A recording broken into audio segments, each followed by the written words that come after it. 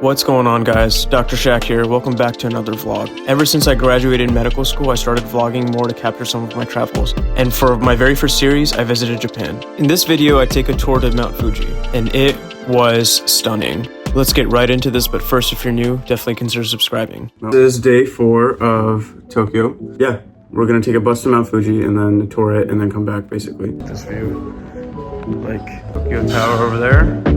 Naturally, we had to start our day with the views and a 7-Eleven run. So the great thing about these convenience stores is that not cheap. As you can see, with $16.91. If you use the current exchange rate, that's about just above $10 for 2 sandwiches, 2 croissants, fruit, and 2 iced coffees. One of them is a protein iced coffee too, so those are more expensive. The way that we're going to Mount Fuji is by bus. We're gonna take a tour there. The bus takes 2 hours to get there, but then on the way back, we're gonna take a bullet train.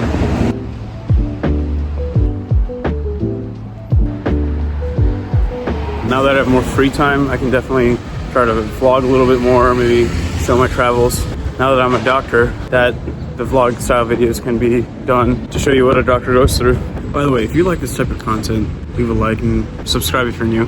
This is the bus. I'm not entirely sure though. Anyway, let's go to Shinjuku Lab Stop.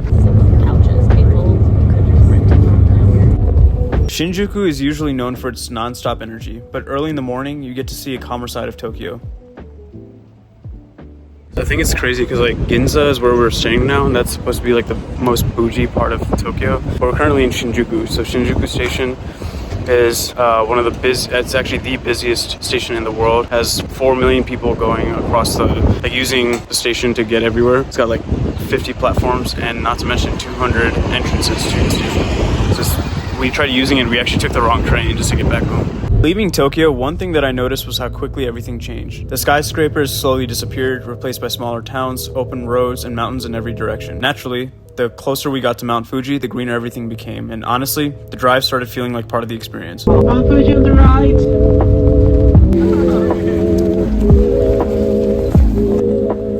The thing about Mount Fuji is that there's 3 mountains. It's not just Mount Fuji, it's Akatama, Kamatama, and then Old Mount Fuji.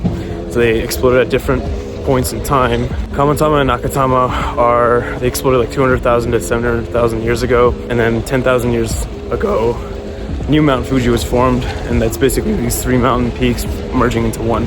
So currently we're at like Phipps Station, which is like one of the bigger stations. It's got melon pan, which is it's a nice delicacy in Japan, but it's the best melon pans are found at Mount Fuji. So we're gonna get that after, it's part of the tour. And then I just got this, it's called a Lucky Bell.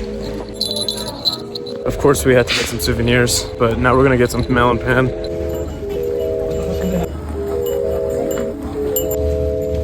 This is the Komataka Shrine. This is where you pay your respects and you can pray and stuff like that. It's a very auspicious location, very sacred.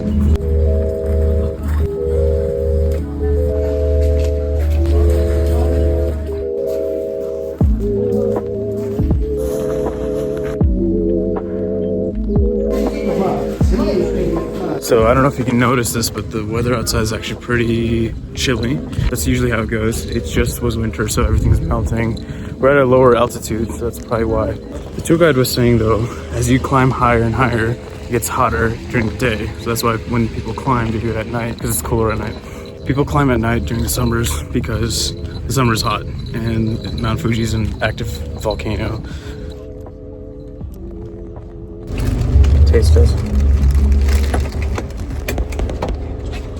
This is bread, but when the bread rises, they have like a mold. It makes it look like Mount Fuji.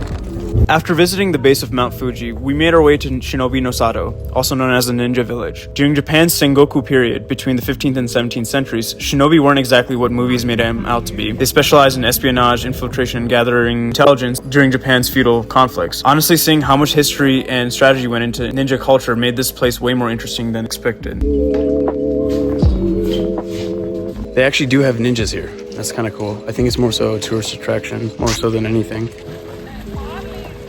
I'm hoping they have like some shuriken or something like that so we can throw. Like they have targets over here. I mean, this site is really like, it's really beautiful here. This garden is clearly maintained.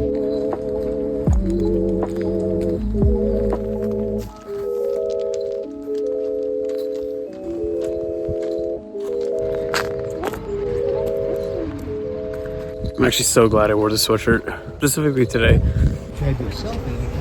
Finally showed up. Fuji finally came out. Mount Fuji, sorry. There we go. Oh, beauty.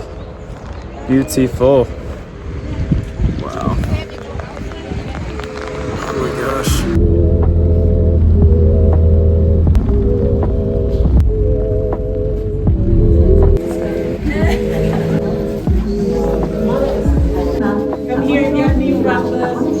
One economy class passengers waiting at the pier should spread out in about 5 rows. This is Lake Hakone, basically.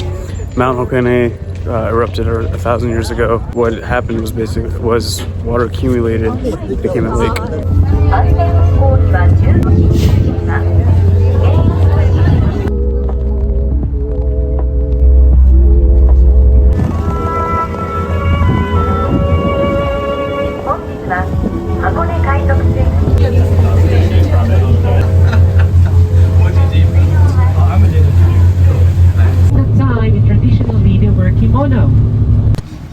After all the crowds, trains, and busy streets of Tokyo, this place felt completely different. Hidden away in the forest, surrounded by towering trees and endless torii gates, it almost felt like stepping into another world. As we walked deeper into the shrine grounds, everything slowed down a little bit. Sounds of the city disappeared, replaced by birds, running water, and the wind moving through the trees. That's just one of the beauties of Japan. Places like this aren't just tourist attractions, they're woven into everyday life.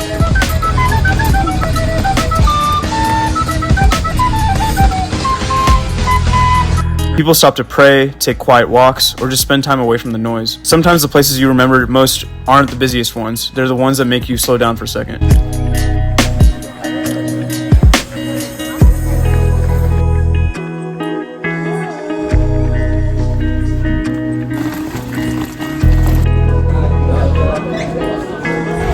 One thing I knew I had to experience in Japan was riding the Shinkansen for the first time. I'd always heard about Japan's bullet trains, but being able to take one back to Tokyo was a great way to end our Mount Fuji experience. The trains in Japan are smooth and organized while riding, but that's because every aspect of the train station, the platforms, the gates, even the internal seating in each of the cars, it's just diligently managed. And the Shinkansen is no exception. And then once you're moving, the scenery just starts flying by. Cities turn into neighborhoods, neighborhoods turn into countryside, and before you realize it, you're hundreds of kilometers away from where you started. You'll definitely see more of these experiences if you stay tuned for even more videos.